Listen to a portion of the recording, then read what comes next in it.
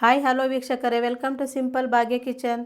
ಇವತ್ತು ನಾನು ಮಾಡ್ತಿರೋ ರೆಸಿಪಿ ಮದುವೆ ಮನೆಗಳಲ್ಲಿ ಅಥವಾ ಫಂಕ್ಷನ್ಗಳಲ್ಲಿ ಶಾವಿಗೆ ಪಾಯಸ ಹೇಗೆ ಮಾಡ್ತಾರಂತ ತೋರಿಸ್ತೀನಿ, ನೋಡೋಣ ಬನ್ನಿ. ಶಾವಿಗೆ ಪಾಯಸ ಮಾಡುವುದಕ್ಕೆ ಬೇಕಾಗಿರುವ ಸಾಮಗ್ರಿಗಳು: 1/4 kg ಆಗುವಷ್ಟು ಶಾವಿಗೆ, 1/4 kg ಸಕ್ಕರೆ, ಸ್ವಲ್ಪ ದ್ರಾಕ್ಷಿ, ಸ್ವಲ್ಪ ಬಾದಾಮ್ ಪೌಡರ್, ಏಲಕ್ಕಿ ಮತ್ತು ಲವಂಗ, ತುಪ್ಪ, ಅರ್ಧ ಲೀಟ್ರಷ್ಟು ಹಾಲು. ಈಗ ಮಾಡೋದು ಹೇಗೆ ಅಂತ ನೋಡೋಣ. ಈಗ ಪಾಯಸ ಮಾಡುವುದಕ್ಕೆ ಫಸ್ಟ್ ನಾನು ದ್ರಾಕ್ಷಿ ಗೋಡಂಬಿನ ತುಪ್ಪದಲ್ಲಿ ಹುರ್ಕೊಳ್ತೀನಿ.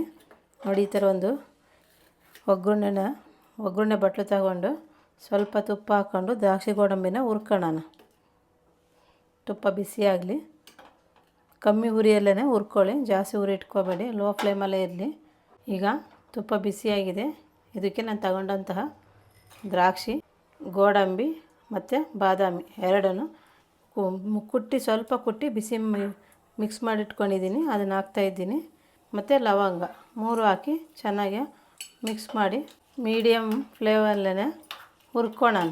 ಚೆನ್ನಾಗಿರುತ್ತೆ, ಜಾಸ್ತಿ ಉರಿ ಇಟ್ಕೊಬೇಡ್ರಿ, ಸಿದೋಗ್ಬಿಡುತ್ತೆ. ಹಂಗಾಗಿ ಕಮ್ಮಿ ಉರಿಯಲ್ಲೇ ನಾವು ಹುರ್ಕೊಳ್ಳೋಣ. ತಗೊಂಡಂಥ ಡ್ರೈ ಫ್ರೂಟ್ಸ್ ಎಲ್ಲನ ಚೆನ್ನಾಗಿರುತ್ತೆ. ಈ ಥರ ಕುಟ್ಟಿ ಡ್ರೈ ಫ್ರೂಟ್ಸ್ ಹಾಕಿದರೆ ಬಾಯಿಗೆ ಪಾಯಸದಲ್ಲಿ ತಿನ್ನೋಕ್ಕೆ ಸಿಗುತ್ತೆ, ಹಂಗಾಗಿ ತುಂಬ ಚೆನ್ನಾಗಿರುತ್ತೆ.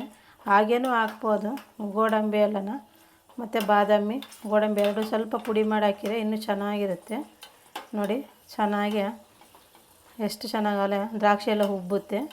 ಈ ಥರ ದ್ರಾಕ್ಷಿ ಉಬ್ಬಬೇಕು, ಆಗ ತುಪ್ಪದಲ್ಲಿ ದ್ರಾಕ್ಷಿ ಗೋಡಂಬಿ ಆಗಿದೆ ಅಂತ ಗೊತ್ತಾಗುತ್ತೆ.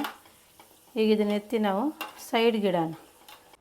ಮತ್ತು ಅದೇ ಸ್ಟವ್ ಮೇಲೆ ನಾವು ಶಾವಿಗೆ ಹುರಿಯೋದಕ್ಕೋಸ್ಕರ ಒಂದು ಬಾಣಲಿ ಇಡೋಣ.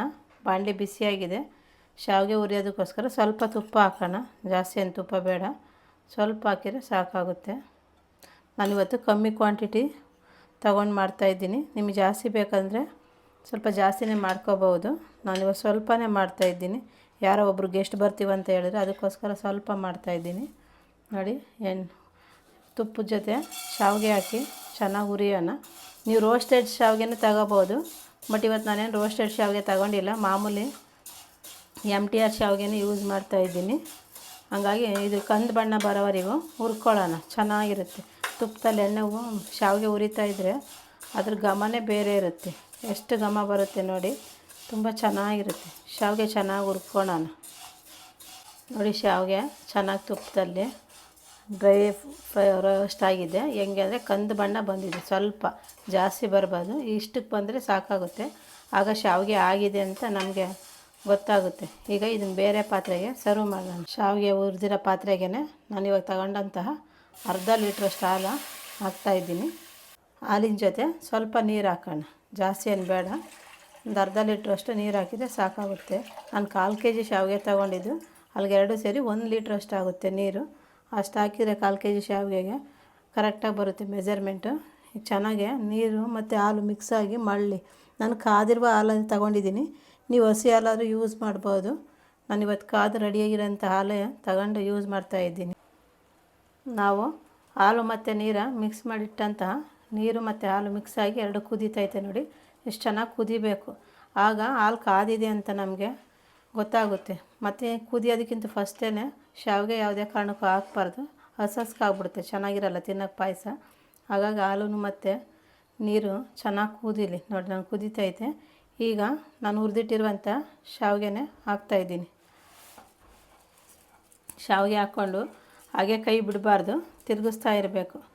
ಆಗ ಗಂಟಾಗಲ್ಲ ಮತ್ತು ಗಟ್ಟಿ ಆಗಲ್ಲ, ಹಂಗಾಗಿ ತಿರುಗಿಸ್ತಾನೆ ಇರಬೇಕು. ನೀವೇನಾದ್ರು ಬಿಟ್ಟರೆ ತಳ್ಕೋಗಿ ಕುತ್ಕೊಬಿಡುತ್ತೆ ಶಾವಿಗೆ, ಚೆನ್ನಾಗಿರಲ್ಲ ಪಾಯಸ. ನೋಡಿ, ನಾನು ತಗೊಂಡಂಥದ್ದು ಪಾಯಸಕ್ಕೂ ಮತ್ತು ಹಾಲಿಗೂ ಈಗ ಕರೆಕ್ಟಾಗಿದೆ. ಅದಿನ್ನೂ ಬೇಯ್ತಾ ಸ್ವಲ್ಪ ಗಟ್ಟಿ ಆಗುತ್ತೆ. ಎರಡೂ ಈಕ್ವಲಾಗೆ ಇರುತ್ತೆ. ಜಾಸ್ತಿ ನೀರು ಹಾಕಿದರೆ ಪಾಯಸ ಚೆನ್ನಾಗಿರಲ್ಲ, ಮತ್ತು ತೀರಾ ಗಟ್ಟಿಯಾದ್ರೂ ಚೆನ್ನಾಗಿರಲ್ಲ. ಹಾಗಾಗಿ ನೋಡಿಕೊಂಡು ಮಾಡಿಕೊಡಿ. ಯಾರಾದರೂ ಮನೆಗೆ ಫ್ರೆಂಡ್ಸು ಮತ್ತು ಗೆಸ್ಟು ಯಾರಾದ್ರು ಬಂದಾಗ ಬರೀ ಅನ್ನ ಸಾಂಬಾರು ಆ ಥರ ಏನಾನಿದ್ರೆ ಸೈಡಾಗಿ ಈ ಥರ ಪಾಯಸ ಮಾಡಿಕೊಟ್ರೆ ಅವ್ರಿಗೆ ಎಷ್ಟೋ ಖುಷಿಯಾಗಿರುತ್ತೆ. ಒಂದು ಹಪ್ಳನೋ 2 ಬೋಂಡನೋ ಈ ಥರ ಪಾಯಸದ ಜೊತೆ ಕೊಟ್ಟರೆ ಖುಷಿಯಾಗಿ ಊಟ ಮಾಡ್ತಾರೆ. ಮತ್ತು ಅವ್ರಿಗೇನೋ ಸಂತೋಷದ ಫೀಲ್ ಇರುತ್ತೆ. ಮದುವೆ ಮನೆಗಳಲ್ಲಿ ಯಾವ ರೀತಿ ಪಾಯಸ ಮಾಡ್ತಾರಲ್ಲ, ನಾನಿವತ್ತು ಅದೇ ರೀತಿ ನಿಮಗೆ ಪಾಯಸ ಹೇಗೆ ಮಾಡೋದಂತ ತೋರಿಸ್ತಾ ಇದ್ದೀನಿ. ನೋಡಿ, ಇದೇ ರೀತಿಯೇ ಮದುವೆ ಮನೆಯಲ್ಲೂ ಯಾವುದೇ ಫಂಕ್ಷನ್ಗಳಿಗೆ ಪಾಯಸ ಮಾಡೋದು. ನಾವು ಯಾವುದೇ ಕಾರಣಕ್ಕೂ ಸಕ್ಕರೆನೇ ಫಸ್ಟ್ ಹಾಕಬಾರ್ದು. ಒಂದು 2 ನಿಮಿಷ ಹಾಲಲ್ಲಿ ಶಾವಿಗೆ ಚೆನ್ನಾಗಿ ಬೇಯಬೇಕು. ಆಗ ಹಾಲೆಲ್ಲ ಶಾವಿಗೆ ಹೀರ್ಕೊಳುತ್ತೆ. ಆಗ ಪಾಯಸನೂ ತುಂಬ ಟೇಸ್ಟಿಯಾಗಿರುತ್ತೆ. ಫಸ್ಟೇ ಸಕ್ಕರೆ ಹಾಕೋದ್ರಿಂದ ಪಾಯಸ ಬೇಗ ನುಣ್ಣಗಾಗ್ಬಿಡುತ್ತೆ, ಚೆನ್ನಾಗಿರಲ್ಲ. ಈ ಥರ ಮಳ್ಳಬೇಕು ಶಾವಿಗೆ ಜೊತೆ ಹಾಲು, ಆಗ ಮತ್ತು ಚೆನ್ನಾಗಿರುತ್ತೆ ಪಾಯಸ. ನೋಡಿ ಚೆನ್ನಾಗಿ ಮಳ್ತಾ ಇದೆ. ಒಂದು 2 ನಿಮಿಷ ಬಿಡೋಣ. ಕುದ್ದಿದೆ. ಈಗ ನಾನು ಡ್ರೈ ಫ್ರೂಟ್ಸ್ ಏನು ತೊಗೊಂಡು ತುಪ್ಪದಲ್ಲಿ ಹುರ್ಕೊಂಡಿದ್ನ ಅದನ್ನು ಹಾಕೋಣ. ನೋಡಿ ಕಲರೇ ಚೇಂಜ್ ಆಗ್ತಾಯಿದೆ. ತುಪ್ಪದಲ್ಲಿ ಹುರಿದಿರುವಂತಹ ಡ್ರೈ ಫ್ರೂಟ್ ಹಾಕಿದ ತಕ್ಷಣ ಅದ್ರ ಕಲರೇ ಚೇಂಜ್ ಆಗ್ತಾಯಿದೆ. ತುಂಬ ಚೆನ್ನಾಗಿ ಬರ್ತೈತೆ. ಈ ಥರ ಪಾಯಸ ಮಾಡಿಕೊಂಡ್ರೆ ಚೆನ್ನಾಗಿ ಮಿಕ್ಸ್ ಆಗಲಿ. ಇವಾಗ ನೋಡಿ ಡ್ರೈ ಫ್ರೂಟ್ಸ್ ಎಲ್ಲ ಹಾಕಿದ್ಮೇಲೆ ಚೆನ್ನಾಗಿ ಕುದೀತಾ ಇದೆ. ಇನ್ನೇನು ಇಳಿಸ್ಬೇಕು ಅನ್ನೋ ಅಷ್ಟೊತ್ತಿಗೆ ನಾವು ಪಾಯಸನ ಸಕ್ಕರೆ ಹಾಕೋಣ. ಫಸ್ಟೇ ಸಕ್ಕರೆ ಹಾಕ್ಬಾರ್ದು, ಹೇಳಿದ್ದೀನಿ. ನೋಡಿ ನಾನೊಂದು 1/4 kg ಆಗೋವಷ್ಟು ಸಕ್ಕರೆ ತೊಗೊಂಡಿದ್ದೀನಿ. ಬೇಕಾದ್ರೆ ನೀವು ಸ್ವೀಟ್ ನೋಡಿಕೊಂಡು ಹಾಕೋಬೋದು. ಹಾಗಾಗಿ ನಾನು 1/4 kg ಆಗೋಷ್ಟು ಸಕ್ಕರೆನೇ ತೊಗೊಂಡು ಹಾಕ್ತಾಯಿದ್ದೀನಿ. 1/4 kg ಶಾವಿಗೆ, 1/4 kg ಸಕ್ಕರೆ, ಅರ್ಧ ಲೀಟ್ರ್ ಹಾಲು, ಅರ್ಧ ಲೀಟ್ರ್ ನೀರು, ಇಷ್ಟು ಅಳತೆ ಮೇಲೆ ನಾನು ಇವತ್ತು ಪಾಯಸ ಮಾಡ್ತಾಯಿದ್ದೀನಿ. ನೀವು ಇದೇ ಥರ ಟ್ರೈ ಮಾಡಿ, ಚೆನ್ನಾಗಿ ಬರುತ್ತೆ, ತುಂಬ ಚೆನ್ನಾಗಿರುತ್ತೆ. ಗೆಸ್ಟೋ ಫ್ರೆಂಡ್ಸ ಬಂದು 10 ನಿಮಿಷ ಫ್ರೆಶ್ ಅಪ್ ಆಗೋಷ್ಟೊತ್ತಿಗೆ ನಾವು ಪಾಯಸನ ರೆಡಿ ಮಾಡ್ಕೋಬೋದು. ಕಮ್ಮಿ ಕ್ವಾಂಟಿಟಿಯಲ್ಲಿ ಆದರೆ ಬೇಗ ರೆಡಿ ಮಾಡ್ಕೋಬೋದು. ಜಾಸ್ತಿ ಕ್ವಾಂಟಿಟಿ ಆದರೆ ಸ್ವಲ್ಪ ಟೈಮ್ ತಗೊಳುತ್ತೆ. ಇವತ್ತು ನಾನು ಕಮ್ಮಿ ಕ್ವಾಂಟಿಟಿ ಮಾಡಿದ್ದೀನಿ, ಹಾಗಾಗಿ ಬೇಗನೆ ಪಾಯಸ ರೆಡಿಯಾಗಿದೆ. ಸೂಪರಾಗಿರುತ್ತೆ ಈ ಥರ ಶಾವಿಗೆ ಪಾಯಸ ಮಾಡಿದರೆ. ನೋಡಿದ್ರಲ್ಲ ನಾನು ಹೇಗೆ ಮಾಡಿದೆ ಅಂತ. ಈಗ ನಾನು ಲಾಸ್ಟಲ್ಲಿ ಏಲಕ್ಕಿ ಪೌಡ್ರು ಮತ್ತು ಬಾದಾಮಿ ಪೌಡ್ರನ್ನು ಹಾಕೋಣ. ನಾನು 4ರಿಂದ 5 ಏಲಕ್ಕಿ ತಗೊಂಡಿದ್ದೆ, ಅದನ್ನು ಕುಟ್ಟಿ ಪೌಡ್ರ್ ಮಾಡಿದ್ದೆ, ಅದು ಹಾಕ್ತಾಯಿದ್ದೀನಿ. ನೋಡಿ, ನೀವು ಬೇಕಾದ್ರೆ ಏಲಕ್ಕಿ ಪೌಡ್ರ್ ರೆಡಿಮೇಡ್ ಸಿಗುತ್ತೆ, ಅದಾದ್ರೂ ಬಳಸ್ಬೋದು. ಇಲ್ಲ ಇದೇ ರೀತಿಯೇ ಕುಟ್ಟಿ ಪೌಡ್ರ್ ಮಾಡಿ ಆದರೂ ಬಳಸ್ಬೋದು. ನಿಮ್ಗೆ ಯಾವ್ದು ಅನುಕೂಲ ಆಗುತ್ತಾ ಅದನ್ನು ಬಳಸ್ತಾಯಿರಿ. ನಾನು ಇವತ್ತು ಕುಟ್ಟಿ ಪುಡಿ ಮಾಡಿರುವಂಥ ಏಲಕ್ಕಿ ಪೌಡ್ರ್ ಹಾಕಿದ್ದೀನಿ. ಈಗ ಲಾಸ್ಟಲ್ಲಿ ಇನ್ನೇನು ಇಳಿಸ್ಬೇಕು, ಆಗ ಬಾದಾಮಿ ಪೌಡ್ರ್ ಹಾಕಿ ಇಳಿಸ್ಬಿಟ್ರೆ ಪಾಯಸ ರೆಡಿ.